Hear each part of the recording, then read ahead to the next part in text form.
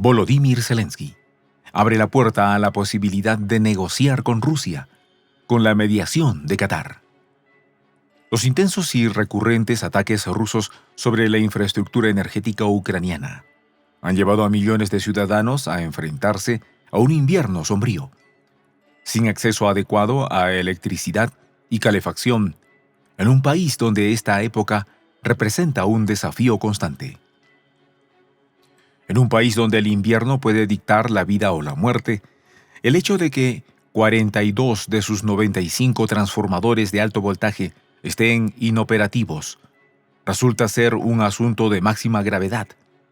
La petición de clemencia de Ucrania tendrá el visto bueno.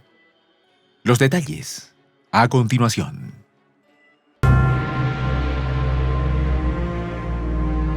¿Quieres saber cómo se puede fundar la patria grande? Mira el final del video. Última hora. Pide negociar. El aire frío de un invierno que se avecina parece haberse apoderado del corazón de Volodymyr Zelensky. A medida que las temperaturas descienden y con ellas la esperanza de un pueblo desgastado por la guerra, sus pensamientos se tornan hacia la mesa de negociaciones. La devastación de la infraestructura energética de Ucrania, dañada por los ataques rusos que parecen no tener fin, ha alcanzado niveles alarmantes, poniendo en jaque a la nación pro-occidental. En medio de esta crisis urgente, la idea de dialogar con Vladimir Putin tomó forma. Así lo señaló el principal asistente de Zelensky, Andriy Yermak, quien, con la voz cargada de una urgente necesidad de soluciones, mencionó que tanto Moscú como Kiev estaban tratando de abrir canales que permitieran el inicio de negociaciones. Lo insólito de la propuesta estriba en la mediación de un país lejano, Qatar.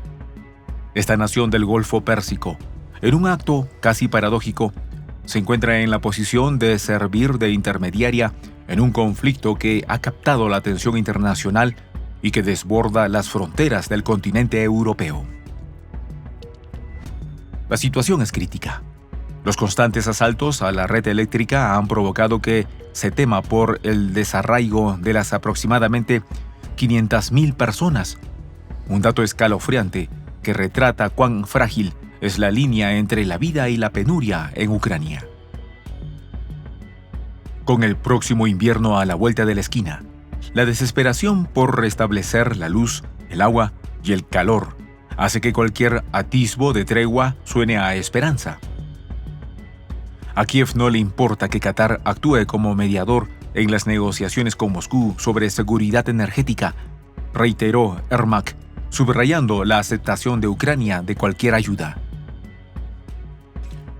El recuerdo de la mediación turca en el acuerdo de cereales aún está fresco en la memoria colectiva. Aquel acuerdo ha permitido el tránsito de cereales ucranianos a través del Mar Negro, aliviando así la crisis alimentaria mundial provocada por la guerra. Entonces, ahora, ¿es el momento de andarse con cuidado? Si Qatar u otro país está dispuesto a implementar estos acuerdos para detener los ataques a instalaciones energéticas, Ucrania está dispuesta a considerarlos, afirmó Yermak, como un eco de la resignación que comienza a impregnar las entrañas de un país que una vez creyó que la resistencia era la única opción. A finales del pasado octubre, aparecieron rumores de los medios de comunicación sobre negociaciones entre Rusia y Ucrania con la mediación de Qatar.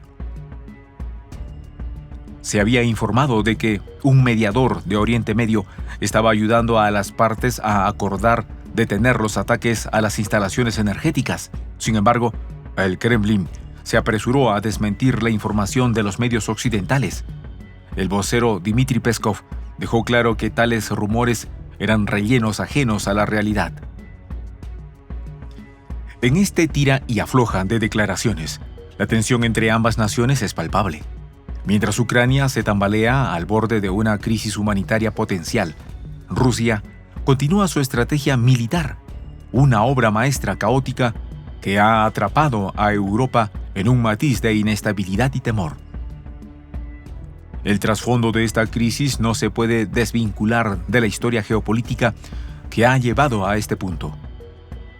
Rusia, con su necesidad de reafirmar su influencia en la región postsoviética, se encontró con una Ucrania decidida a restablecer su identidad nacional y su camino hacia la occidentalización. Las ramificaciones de la guerra se extienden mucho más allá de las fronteras del país. Son un reflejo de un antiguo enfrentamiento entre esferas de influencia, potencias occidentales deseosas de contener el expansionismo ruso y un Kremlin ansioso por reafirmar su dominio histórico. La penuria de la energía en Ucrania posee ya un historial de ataques orquestados que entre marzo y agosto de este año han incluido al menos 9 oleadas coordinadas de bombardeos. En el ataque del pasado 16 de agosto, marcado como uno de los más devastadores, se vio el lanzamiento de más de 100 misiles y drones. En aquel día fatídico, regiones que abarcan la vasta geografía del territorio ucraniano fueron golpeadas, una prueba más de la estrategia de Moscú para debilitar a su adversario. El colapso de la red eléctrica no solo representaba un ataque a la infraestructura física, sino un golpe a la moral de Ucrania. Los ataques rusos han alcanzado instalaciones en 20 de las 24 regiones bajo control ucraniano, incluida Kiev. Se han registrado solo entre marzo y agosto de este año 36 ataques contra centrales eléctricas en 9 regiones. Y al menos 101 ataques confirmados contra instalaciones de distribución y transmisión de electricidad en 17 regiones. La magnitud del daño se hizo visible rápidamente. Casi la mitad de la capacidad de producción eléctrica del país ha sido aniquilada.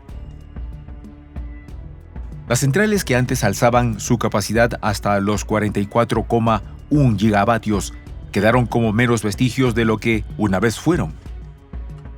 El Banco Nacional de Ucrania, el guardián de los números, informó de una catástrofe de dimensiones históricas en la producción y distribución de electricidad.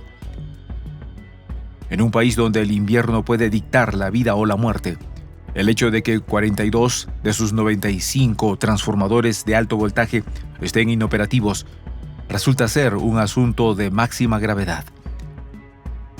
La expectativa para Ucrania solo parece añadir peso a la evidente necesidad de regresar a la mesa de negociaciones.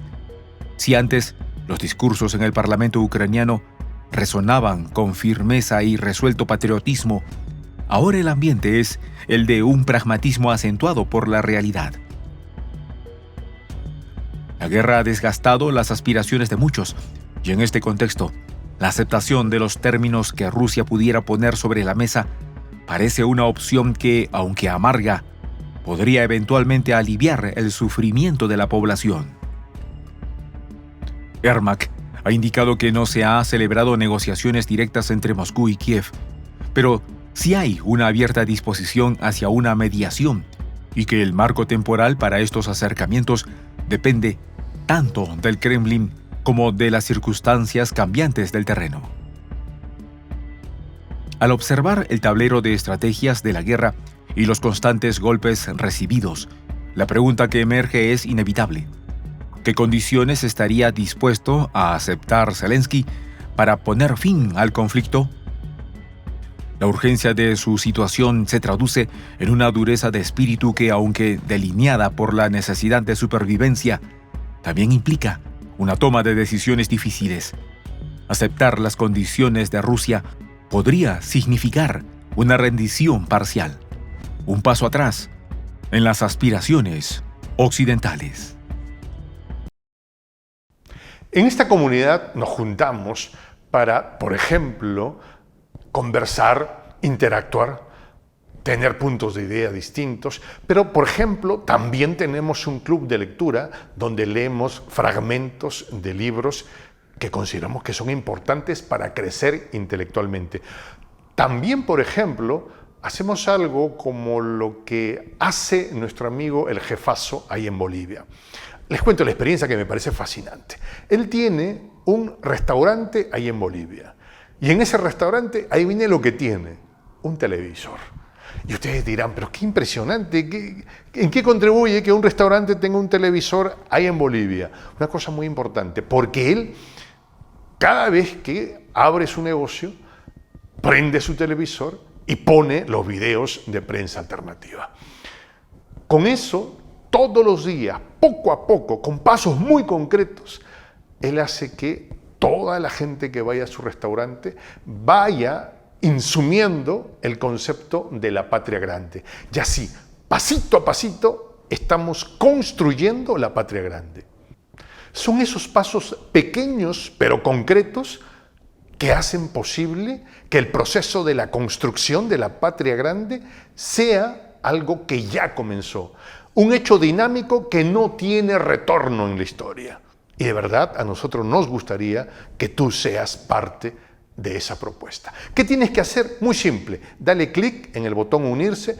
De hecho, al hacerlo también contribuirás con una pequeña cantidad de dinero que permitirá que Prensa Alternativa produzca más y mejores videos. De verdad que te esperamos. La patria grande se va a construir cuando tú y yo y toda la gente de buena voluntad de América Latina y el Caribe comencemos a ser comunidad. ¿Cómo lo logramos? Interconectándonos todas las personas de buena voluntad que vivimos en América Latina y el Caribe. Y tienes una oportunidad de hacerlo, uniéndote a nuestra comunidad. Puedes hacerlo haciendo clic en el botón unirse que está en la parte de abajo. Soy el J, Juan José del Castillo, director del canal Prensa Alternativa.